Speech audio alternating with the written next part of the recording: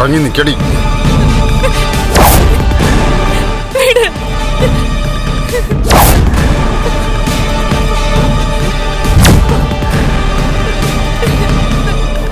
നിന്നെപ്പോലെ ദുർബലയായ ഒരു പെണ്ണിനെ കൊല്ലണമെന്ന് ഞങ്ങൾക്കൊരു താല്പര്യവുമില്ല.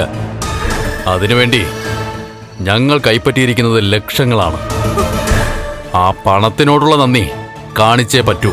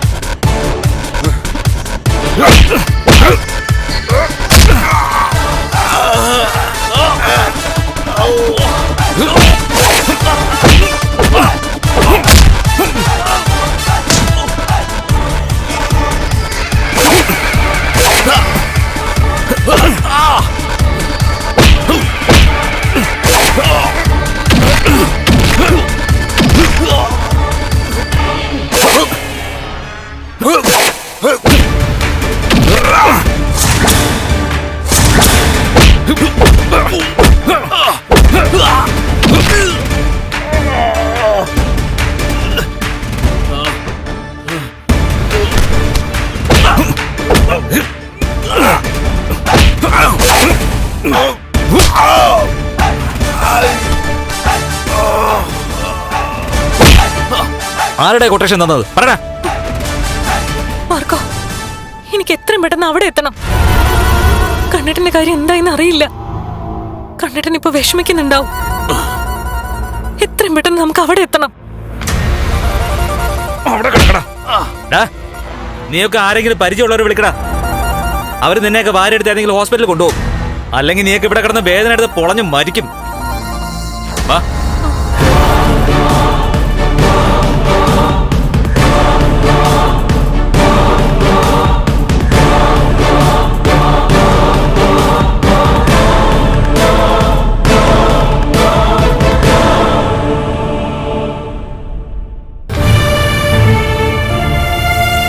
എന്തൊക്കെ ഇവിടെ സംഭവിക്കുന്നതെന്ന് ഒരു പിടിയും കിട്ടുന്നില്ലല്ലോ ജയബാല. ഒരു വല്ലാത്ത ഒത്തുചേരല മഹാലക്ഷ്മിയും കണ്ണനും തമ്മിൽ നടന്നിരിക്കുന്നത്. മഹാലക്ഷ്മിയെ ഗുണ്ടകൾ തട്ടിക്കൊണ്ടു പോയെന്ന് കണ്ണൻ സ്വപ്നം കണ്ടത് ഏതോ ഒരു ശക്തിയുടെ സ്വാധീനം കൊണ്ടാ.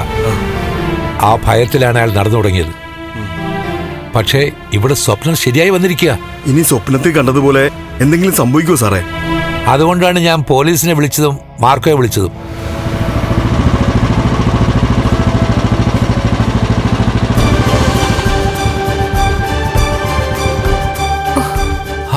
അത് മഹാലക്ഷ്മിയല്ലേ ജയബാല? അതെ.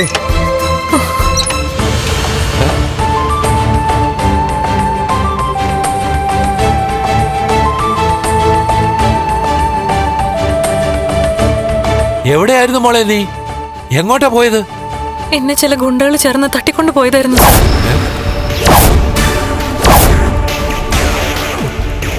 അവരെന്നെ കൊല്ലാൻ തുടങ്ങുമ്പോഴേക്കും മാർക്കോ എത്തി. പഴയ പോലെ തന്നെ എന്നെ രക്ഷിച്ചു. അല്ല, കണ്ണേട്ടൻ എങ്ങനെയുണ്ട് സാർ?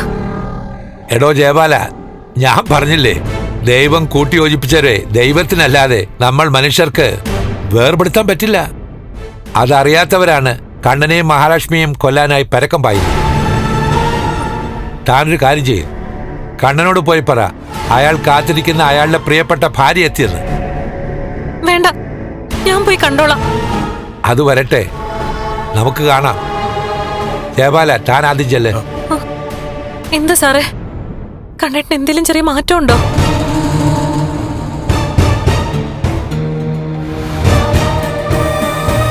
തൊട്ടടുത്ത നിമിഷം തന്നെ നിങ്ങൾ തമ്മിൽ കാണും. പിന്നെ കണ്ണൻ എന്ത് സംഭവിച്ചെന്ന് ഞാൻ പറഞ്ഞു തരേണ്ട കാര്യമില്ലല്ലോ.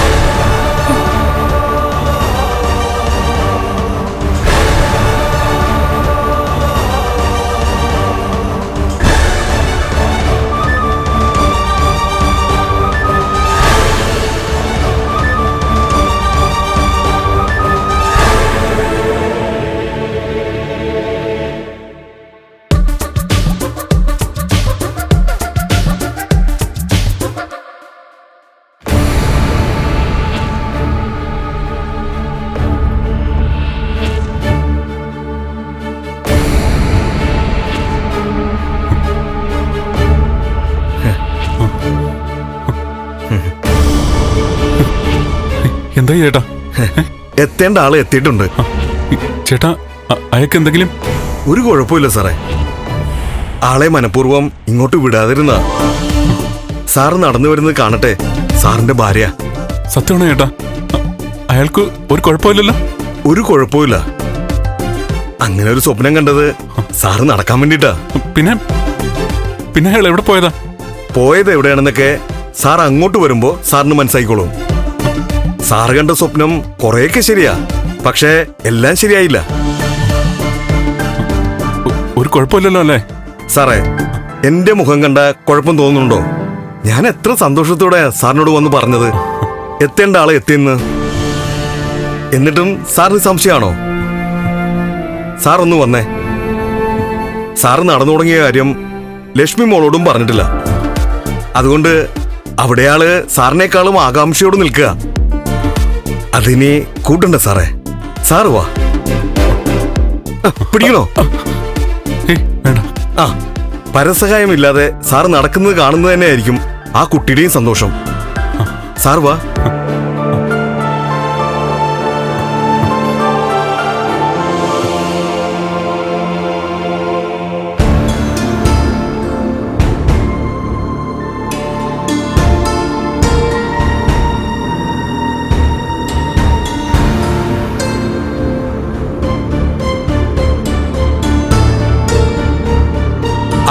ഇവിടെ നിന്നാ മതി.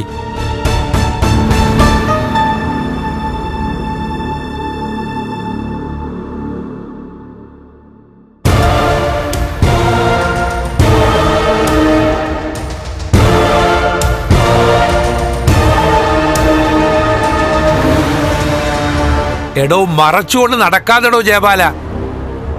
കാണേണ്ടവര് കാണട്ടെ.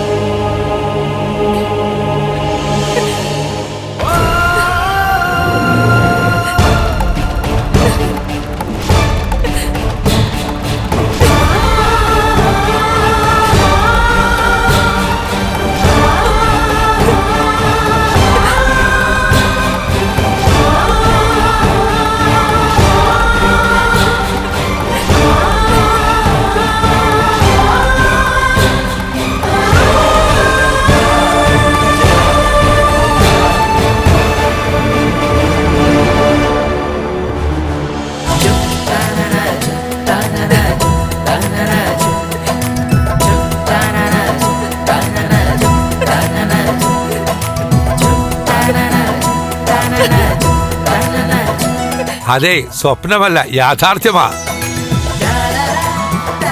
വൃശ്ചികത്തിലെ തൃക്കാർത്തികയ്ക്ക് കണ്ണന്റെ പിറന്നാൾ ദിവസം തന്നെ ഞാൻ ആ വാക്കു പാലിച്ചു മോളെ.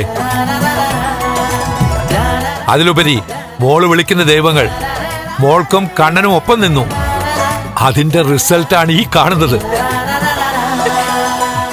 കണ്ണനെ കൈപിടിച്ച് നടത്തിച്ചത് അയ്യപ്പ സ്വാമിയാ.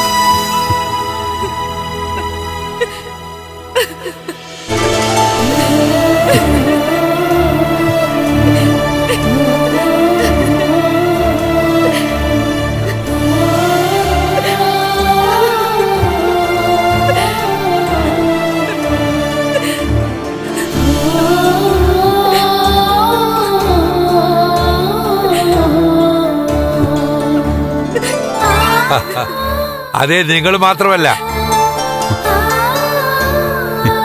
ഞങ്ങൾ കുറച്ചുപേരുണ്ട് ഇവിടെ കാഴ്ചക്കാരായിട്ട്.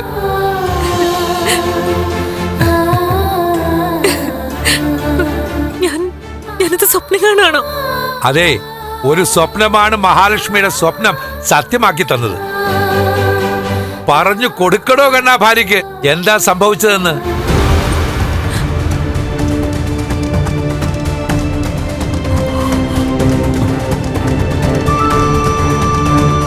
താൻ പോയ ശേഷം ഗുണ്ടകൾ ആരൊക്കെ ചേർന്ന് തന്നെ തട്ടിക്കൊണ്ടുപോയതായിട്ട് ഞാൻ സ്വപ്നം കണ്ടു.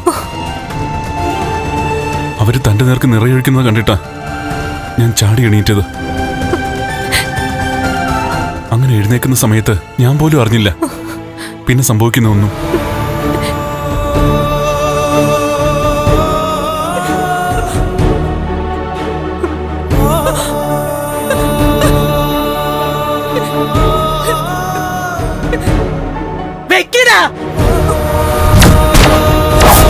മഹി,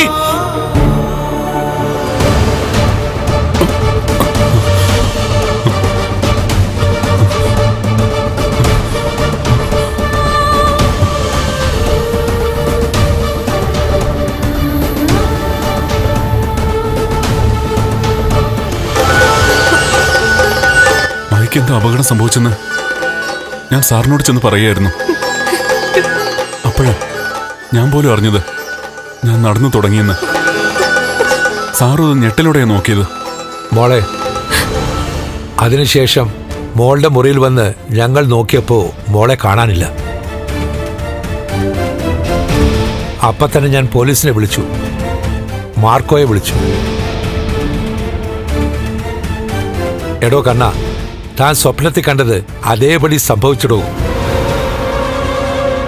മഹാലക്ഷ്മിയെ ഗുണ്ടകൾ തന്നെയാണ് തട്ടിക്കൊണ്ടുപോയത്. പക്ഷേ താൻ കണ്ടതിന്റെ അവസാന ഭാഗം ശരിയായില്ല. ഗുണ്ടകൾ മഹാലക്ഷ്മിക്ക് നേരെ നിറയൊഴിക്കുന്നതിന് മുൻപ് ദൈവത്തിന്റെ മറ്റൊരു അവതാരമായ ദേ ആ നിൽക്കുന്നയാൾ അവിടെ എത്തി.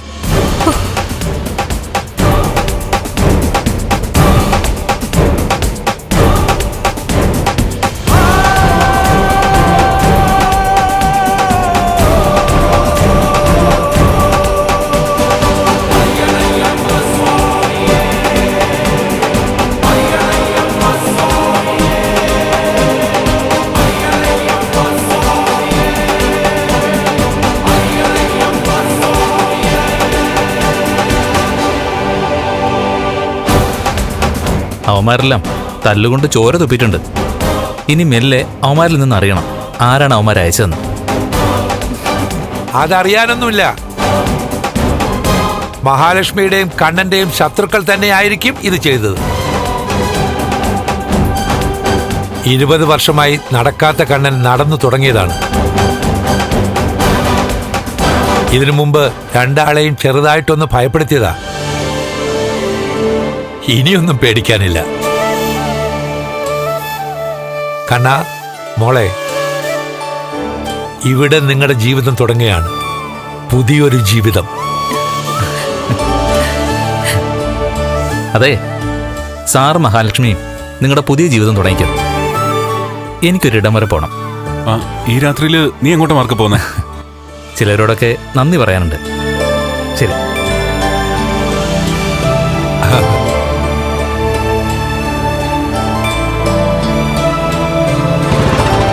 കണ്ണാ, ഹൃദയത്തിൽ നന്മയുള്ളവരുടെ അരികിലേക്ക് അവർ പോലും അറിയാതെ നമ്മളെപ്പോലെ തന്നെ ശുദ്ധഹൃദയമുള്ളവരും എത്തും, ഏതാപത്തിൽ നിന്നും നമ്മളെ രക്ഷിക്കാൻ. അങ്ങനെ ഒരുവനാണ് ഈ പറയുന്ന മാർക്കോ. മഹാലക്ഷ്മിക്ക് താൻ സ്വപ്നത്തിൽ കണ്ടതുപോലെ എന്തെങ്കിലും സംഭവിച്ചിരുന്നെങ്കിൽ തന്റെ ഈ സന്തോഷം വെറുതെ ആയി പോകത്തില്ലായിരുന്നോടോ. അത് ഉറപ്പല്ലേ സാറേ? പിന്നെ ഞാൻ നടന്നിട്ട് എന്താ കാര്യം? എന്നാ പിന്നെ രണ്ടാളും അകത്തേക്ക് വെക്കോ. വിവാഹം കഴിഞ്ഞതിന് ശേഷമുള്ള ഏറ്റവും സന്തോഷമുള്ള ദിവസമാണെന്ന്. ആ ദിവസത്തെ സന്തോഷം നിങ്ങൾ പരസ്പരം പങ്കുവെക്കൂ. ചെല്ലുമോളെ.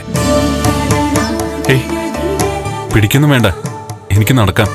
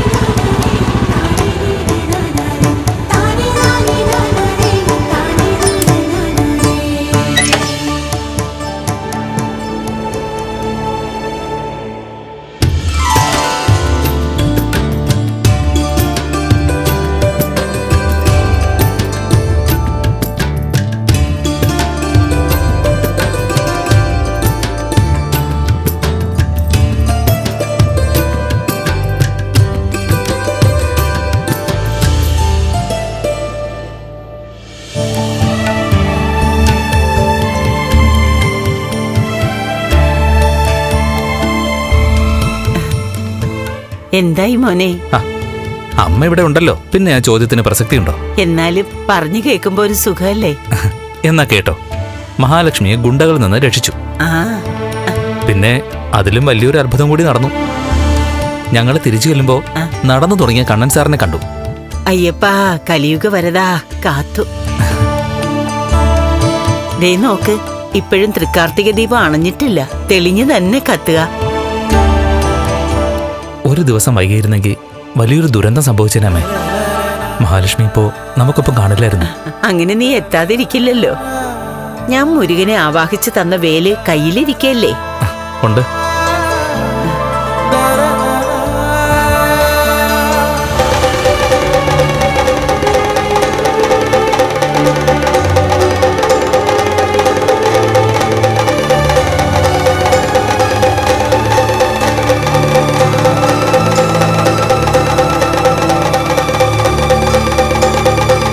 ഇത് ഒരുപാടങ്ങ് പഴകിപ്പോയി. ഇനി ഇത് ഞാൻ തിരിച്ചെടുക്കുക. അല്ല, ഇതാണ് എന്റെ ശക്തി. ഇതിലും ശക്തിയുള്ളത് ഞാൻ തരാം.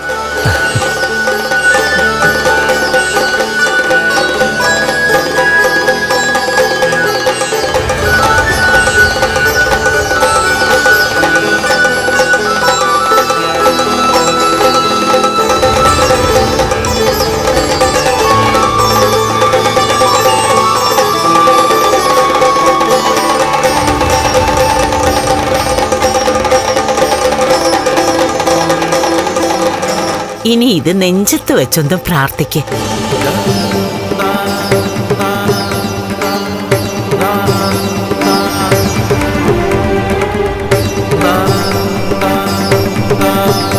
അയ്യപ്പസ്വാമി, മുരുക ഭഗവാൻ എല്ലാ സഹോദരങ്ങൾ തന്നെയാ.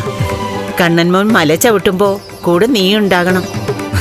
അതിനാണല്ലോ ഞാൻ മാലയിട്ടത്. അന്ന് നിന്റെ സഹായം ഒരുപാട് വേണ്ടിവരുന്ന ദിവസാ.